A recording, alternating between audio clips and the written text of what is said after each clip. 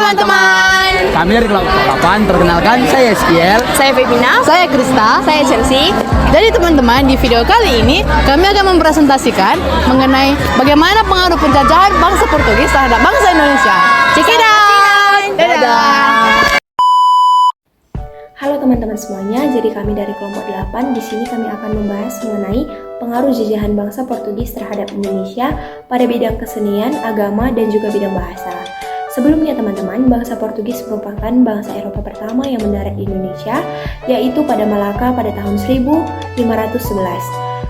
Tujuan awal dari bangsa Portugis sampai di Indonesia adalah ingin mencari rempah-rempah dan juga berdagang. Namun teman-teman, ada beberapa peninggalan sejarah dari bangsa Portugis yang saat ini masih bisa kita rasakan baik dalam bidang kebudayaan maupun bangunan. Yang di sini akan kami bahas adalah pada bidang agama, bidang kesenian, dan juga bidang bahasa yang akan dijelaskan oleh teman saya.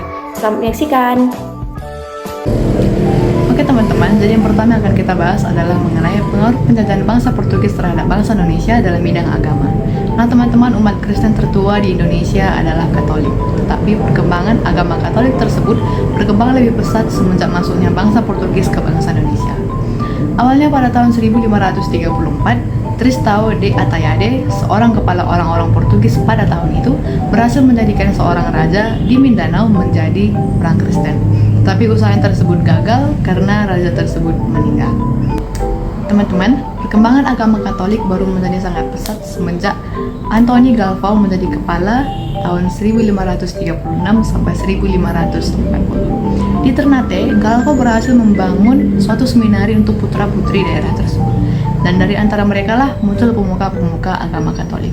Kemudian ia mengadakan pula perjalanan ke pantai selatan, Pulau Seram, dan ke Nusa Laut, serta Ternate. Dan sejak tahun 1555, memang agama Katolik sangat maju di berbagai tempat di sini.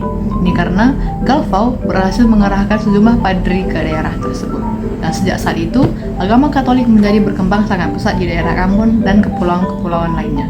Dan sampai sekarang pun, agama Katolik menjadi salah satu agama yang diakui di Indonesia. Nah teman-teman, adapun pengaruh jajahan bangsa Portugis hingga kini dalam aspek kesenian adalah musik keroncong yang berasal dari Portugis pada abad ke-16 yang biasanya disebut Fado. Pada awalnya, Fado adalah nyanyian yang dibawa pada budaya Afrika Barat ke Portugis mulai abad ke-15. Seni musik keroncong yang terkenal di Indonesia sebagai peninggalan Portugis adalah keroncong Morisco.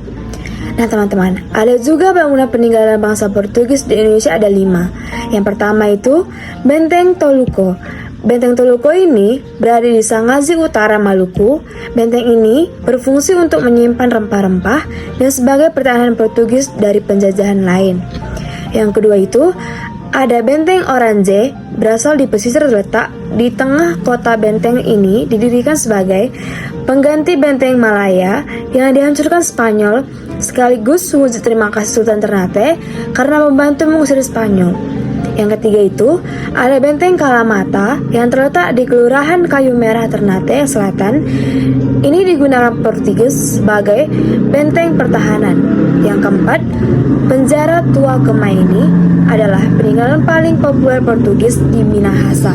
Pada masa lampau, daerah Kemai ini tempat berlabuhnya kapal-kapal Portugis. Dan yang terakhir itu ada Gereja Tugu, peninggalan terakhir Portugis di Kampung Tugu, Jakarta Utara. Ini merupakan gereja tua di Jakarta. Selanjutnya saya akan membahas tentang bidang bahasa. Nah teman-teman, adapun peninggalan bangsa Portugis dalam bidang bahasa ditunjukkan dengan sejumlah kosakata yang diserap ke dalam bahasa Indonesia teman-teman. Nah, ada berbagai banyak macam kosakata. Namun yang saya angkat adalah berbagai berikut, yaitu beberapa contohnya antara lain gereja, mentega, sinyo, sepatu, pesta, sabun meja, dan hari Minggu.